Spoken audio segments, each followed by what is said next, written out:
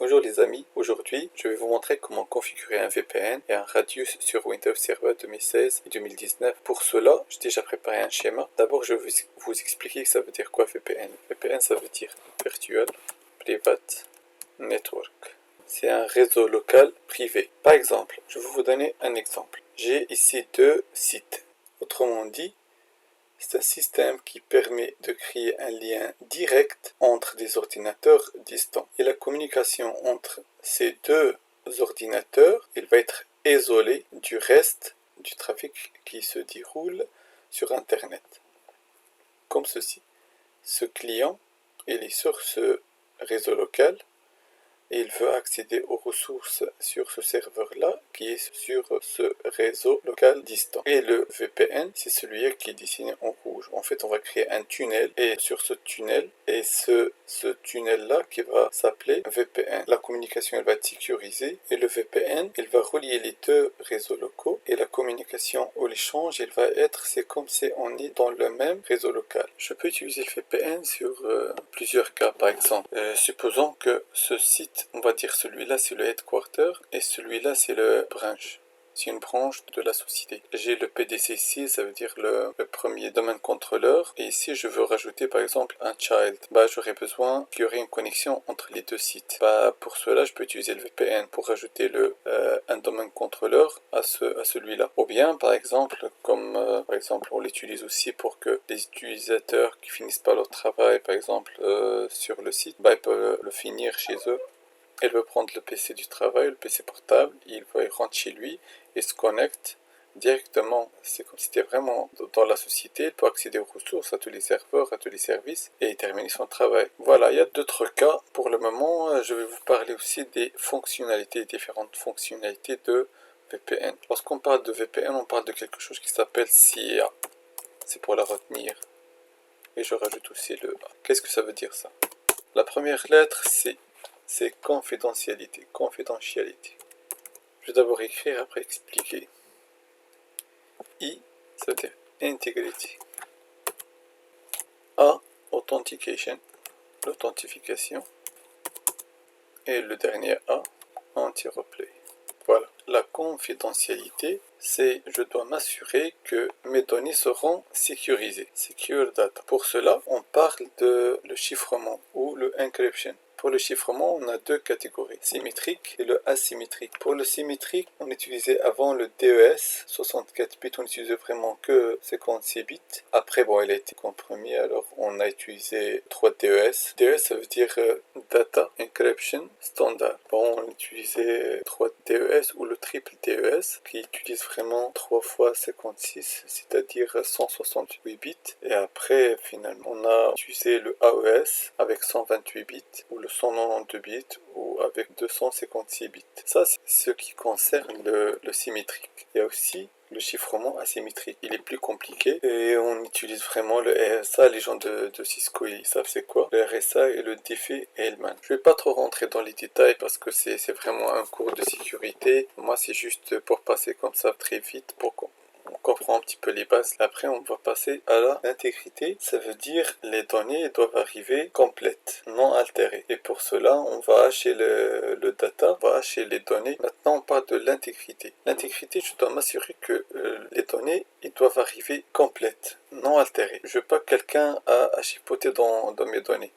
Et pour cela, on va hacher les données qui sont déjà chiffrées et puis l'envoyer au destinataire. Le destinataire va recevoir les données chiffrées et va les hacher et comparer ce hash avec celui de l'expéditeur. Si on trouve le même résultat, c'est-à-dire que les datas ne sont pas altérées. S'il y a un problème, il va savoir que les datas ils sont altérés, ils sont pas complètes. Maintenant, je dois parler de l'authentication ou en français l'authentification. Je dois vérifier l'identité. Avec cela, je vais utiliser ce qu'on appelle le pre-shared key. Autre chose qu'on va utiliser après, sûrement je vais faire une vidéo sur ça, sur le PKI. On doit installer un serveur de certificats. Et après, on va voir comment on va distribuer des certificats pour les utilisateurs, pour les ordinateurs, pour les web, etc. Pour le moment, je vais utiliser juste le pre-shared key. C'est une clé qu'on va partager entre l'expéditeur et le destinataire pour vérifier vraiment l'identité. Voilà. Maintenant, je vais parler de l'anti-replay. Pour expliquer l'anti-replay, je vais donner un exemple. J'ai un client ici, un serveur ici. Ce client, il va envoyer le pre-shared case, c'est-à-dire la clé partagée. Il va l'envoyer au serveur.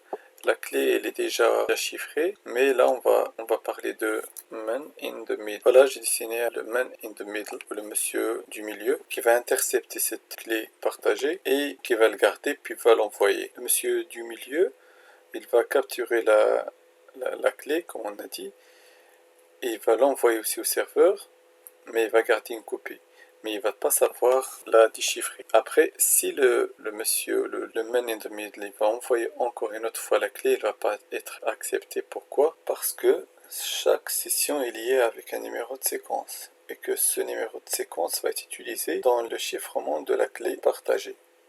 Voilà, maintenant, je vais vous parler des protocoles utilisés par Microsoft pour mettre en place le tunnel entre un client et un serveur ou entre deux sites. Tout d'abord, je vais juste vous montrer que je viens de rajouter quelques explications ici pour la confidentialité, l'intégrité, l'authentification et l'anti-replay. Bon, pour les protocoles, il y a le PPT, ça veut dire Point Tunneling Protocol. Ce protocole a été développé, créé par Microsoft. Il a été utilisé il y a quelques temps, mais maintenant il est compromis, on ne l'utilise plus, c'est un protocole faible. Maintenant Microsoft utilise ce protocole-là, L2TP. Ça veut dire Layer 2 Tunneling Protocol. C'est un protocole léger, on va dire, qui a besoin de fonctionner. On trouve tout le temps ce protocole, on va dire tout le temps, on va trouver par exemple comme ça, LTP, soit on va le trouver IPsec ou IKEV version 2. Ça veut dire par exemple IPsec, ou on va trouver IKEV. Je vais vous parler de ces deux protocoles. Ce protocole, comment je vais essayer de banaliser les choses, il chiffre pas en fait. Il a besoin pour chiffrer de passer par un autre protocole puissant comme celui-là, IKEV. C'est un protocole développé par Microsoft et Cisco, ils sont mis tous les deux pour le sortir. Et voilà, on commence à utiliser celui-là. Mais pour le chiffrement, lui, il va utiliser celui-là. C'est un protocole léger, mais efficace. Mais il lui faudra un autre protocole.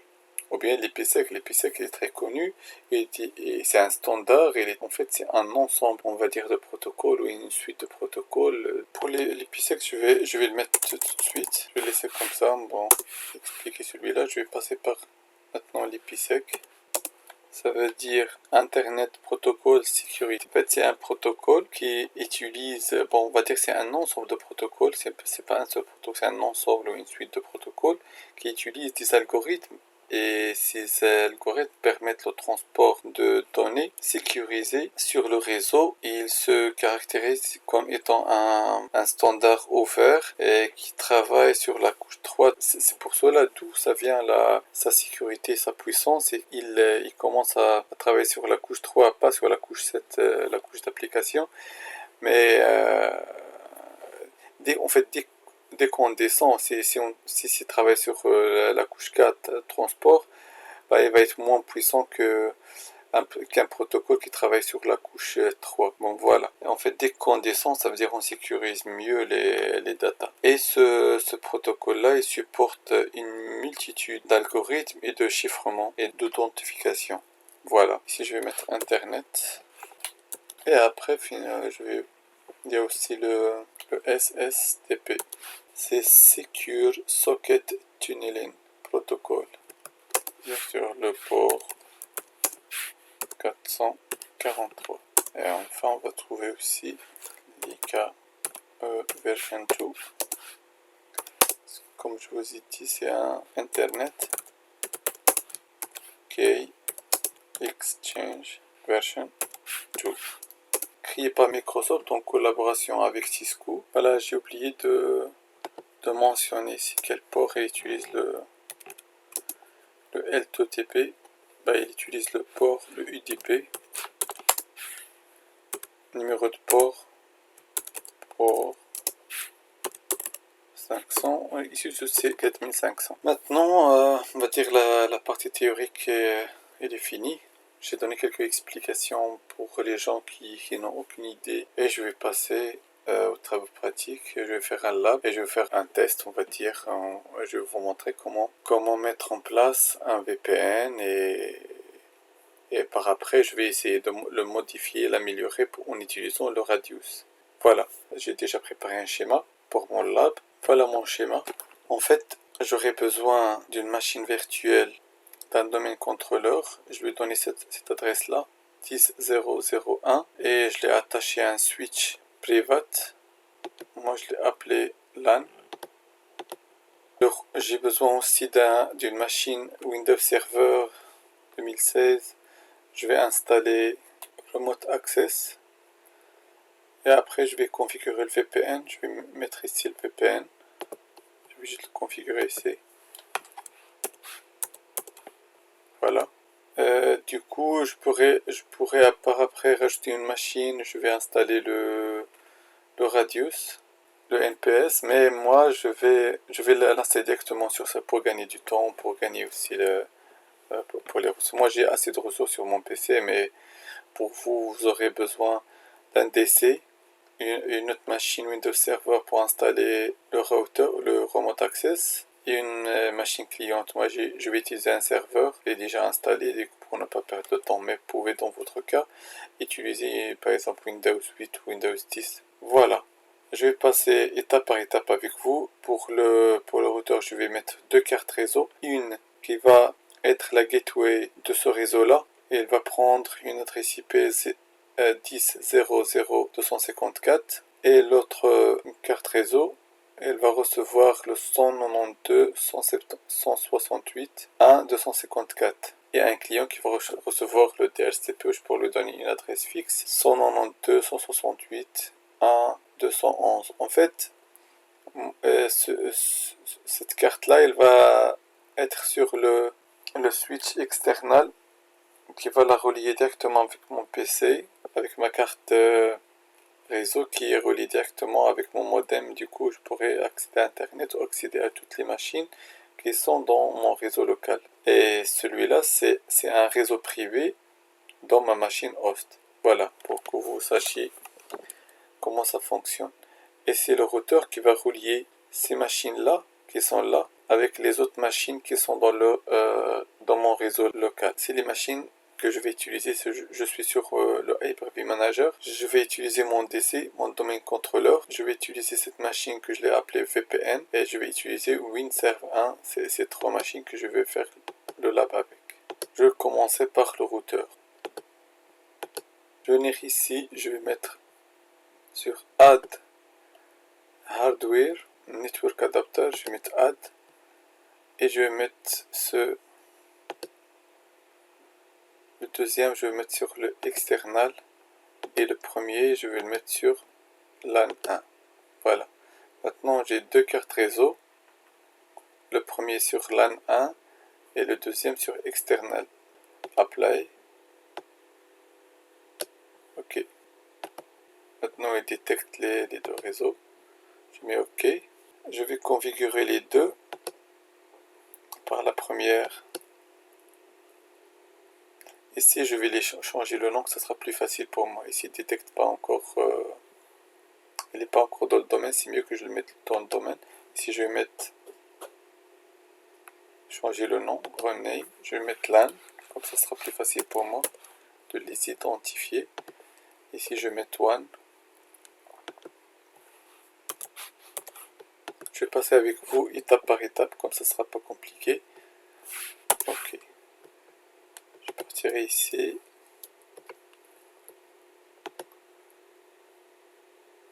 Je vais désactiver l'IPv6. Je vais aller sur l'IPv4, propriété, et je vais lui donner l'adresse que j'ai mis sur mon schéma. Celle-ci. Voilà. Ici, je peux le mettre de gateway, il est déjà lui-même gateway. Ici pour le DNS, je vais mettre le DNS de mon DC. C'est 10.0.0.1. et close. Le D c'est celui-là. Je vais mettre le schéma de temps en temps, comme ça vous comprenez. Le D c'est celui-là. C'est mon domaine contrôleur. Voilà. Je vais aller sur la deuxième carte. Là il détecte, parce qu'ici il ne détecte pas encore, mais là il détecte.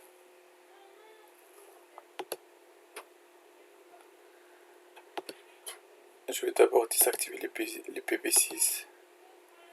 Version 4, on a dit qu'on va lui donner l'adresse suivante.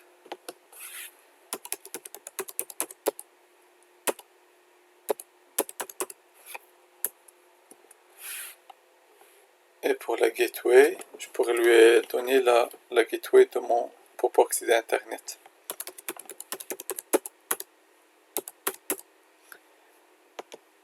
Pour le DNS, c'est pareil, il va recevoir celui-là de mon DC et le deuxième DNS, ce sera de mon routeur. Je pourrais mettre n'importe où on ne peut le mettre. Je pourrais mettre 888 ou le DNS de Google ou n'importe, le 111, n'importe. Ok, c'est bon. Maintenant, je vais essayer de pinguer mon DC.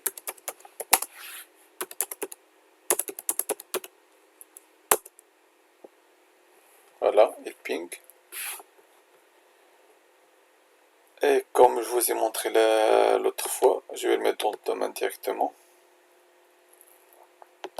En même temps, changer son nom. Maintenant, je vais mettre VPN. Et le domaine, c'est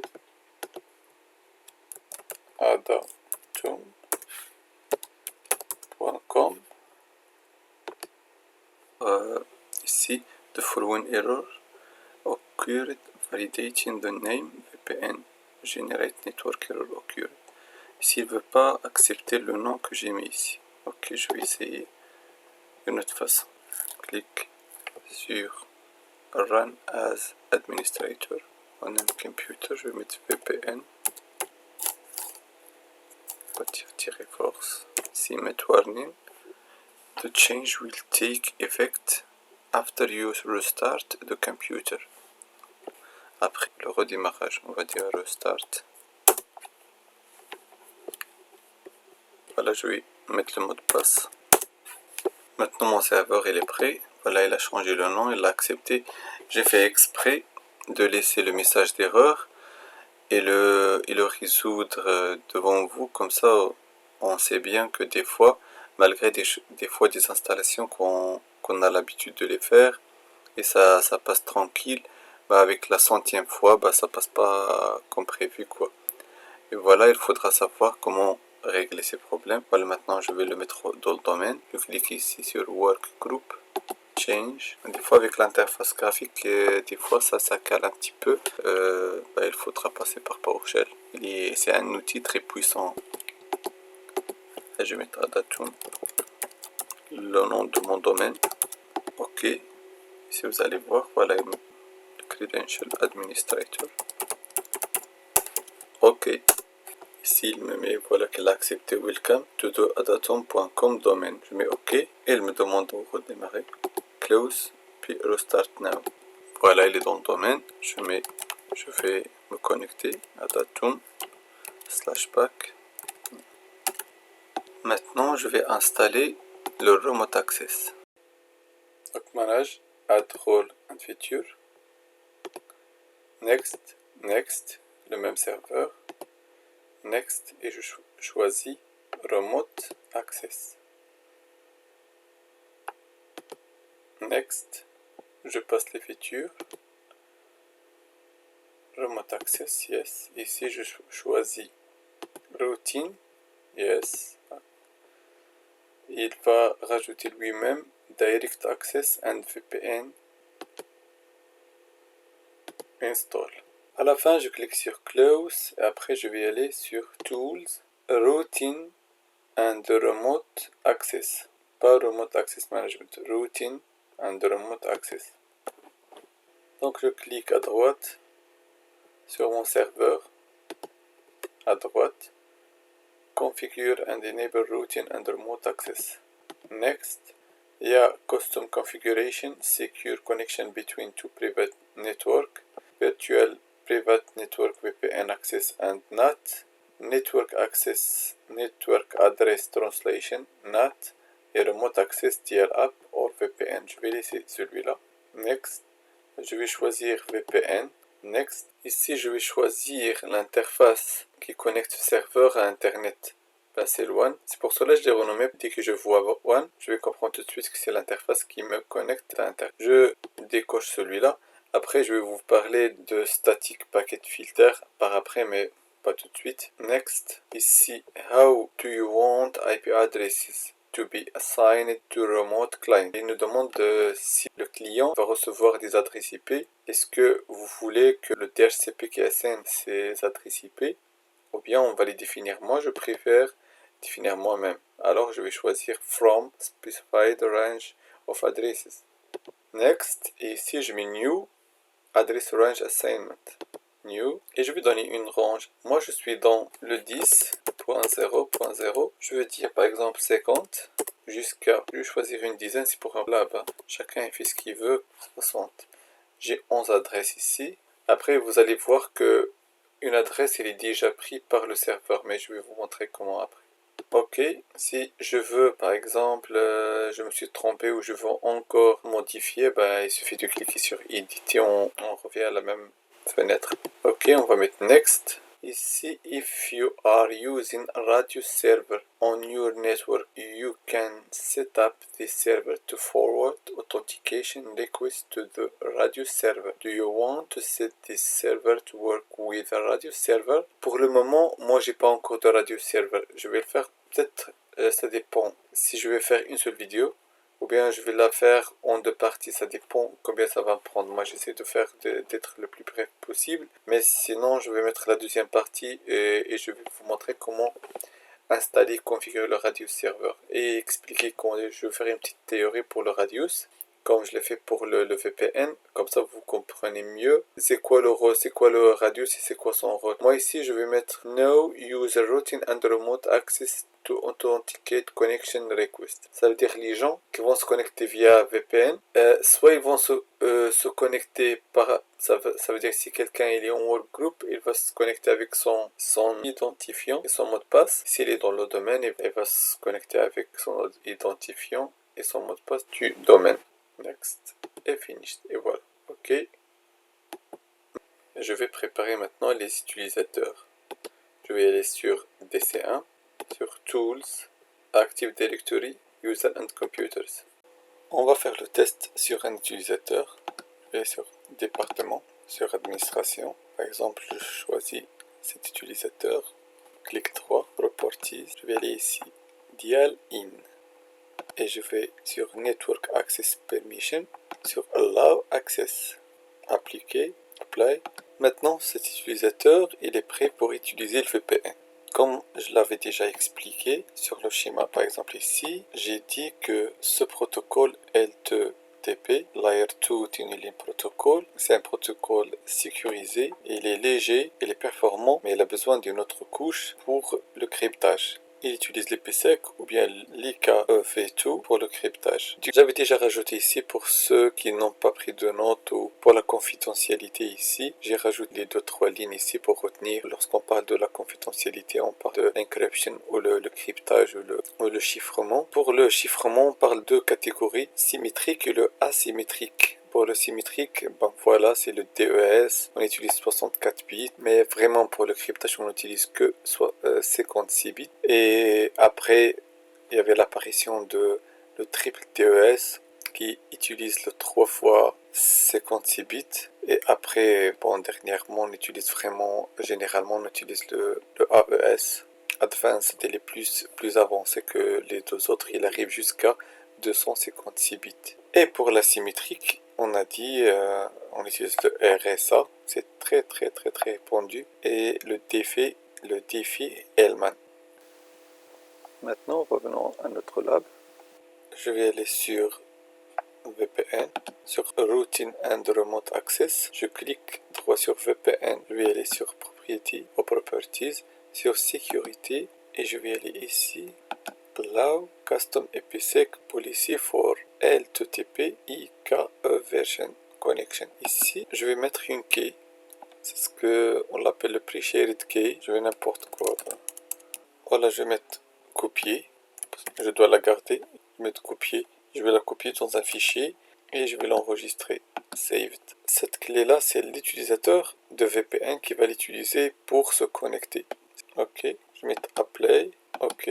Il a dit ici to enable custom IPsec policy for L2TP IKEv2 connection. You must restart routing and remote access. D'accord, pour qu'il la prenne en considération, il faudra redémarrer le routing and remote access. Clique droit sur le VPN. All tasks, mais je vais mettre stop, carrément le stopper, et puis le redémarrer, ou le démarrer. Start. Voilà, maintenant je vais y aller configurer mon PC client pour utiliser le VPN. Je vais vous montrer d'abord le schéma. Mon réseau LAN, il a comme une adresse 10.0.0/24 et le DC c'est le 10.0.0.1. Mon PC client. Ici, je lui ai donné comme adresse fixe 192.168.1.211, mais dans mon lab, j'ai laissé le DHCP qui s'occupera de l'adressage de mon PC. C'est juste pour vous montrer que ce PC-là et ce serveur-là, ils ne sont pas dans le même réseau. Du coup, ils ne peuvent pas communiquer. Bon, je vais aller sur mon WinServe 1. Je vais voir quelle adresse il a. Voilà, je vois qu'il a 192.168.1.39. C'est l'adresse reçue par le DHCP. Et voilà, maintenant je vais commencer la configuration de VPN. Je vais aller sur recherche. Il y a deux méthodes ou plusieurs méthodes, mais moi je vais vous montrer celle-là d'abord. Je vais écrire VPN, cliquer deux fois. Je vais cliquer sur Add VPN Connection. Ici, VPN Provider, je vais mettre Windows Built-in. Connection Name, je vais lui donner un nom. Je vais l'appeler par exemple test VPN par exemple. L'adresse, c'est celle-là. C'est l'adresse publique de mon routeur ou mon VPN. C'est l'adresse publique de mon routeur. 1.254. Ici, pour utiliser le L2TP IPsec with pre-shared key, si je l'avais laissé sur automatique, elle allait se connecter sur le point-to-point tunneling protocol. Mais comme on a dit que ce protocole il est faible, maintenant je vais dire, il y a deux façons. Il y a le with certificate. Si vous vous rappelez au début, je vous ai parlé de PKE. C'est le certificat généré par le serveur de certificat, mais dans mon cas, je ne l'ai pas encore installé. Alors, je vais vous montrer comment utiliser le pre-shared key. Après, je vais y aller chercher la clé. Je l'avais mis sur ce serveur-là. Elle est là. Je mets copier et je vais la copier ici. Vérifier, c'est la bonne. L'utilisateur que j'avais utilisé, que si vous vous rappelez, /pack. On a dit simo.net. C'est l'utilisateur avec qui je me suis connecté sur ce PC. Et celui-là que je l'avais préparé. Password. Je vais mettre save. Et voilà. Le VPN que je viens de configurer, il est là. Alors je clique dessus et je me connecte. Voilà. Il est connecté. Je vais retourner sur le prompt CMD et je vais pinguer mon contrôleur de domaine. Il a comme une adresse 10. Voilà. Et le ping, c'est comme j'étais dans le même réseau local que le DC1. Et voilà. On vient de configurer le VPN. Maintenant, je vais juste vous montrer. On vient ici, on clique droit, on vient ici sur Change Adapter Setting. Et voilà la carte réseau virtuel qui a été créée. Ici, on voit que le protocole utilisé, c'est L2TP. Pour vérifier encore, Properties, sur Sécurité, ici je le vois, Layer 2 Tunneling Protocol with IPsec. Et là, c'est la pre-shared key, elle est déjà là. C'est la fin de cette vidéo. Sur la vidéo prochaine, je vais vous montrer comment utiliser Radius avec le VPN. À bientôt, au revoir.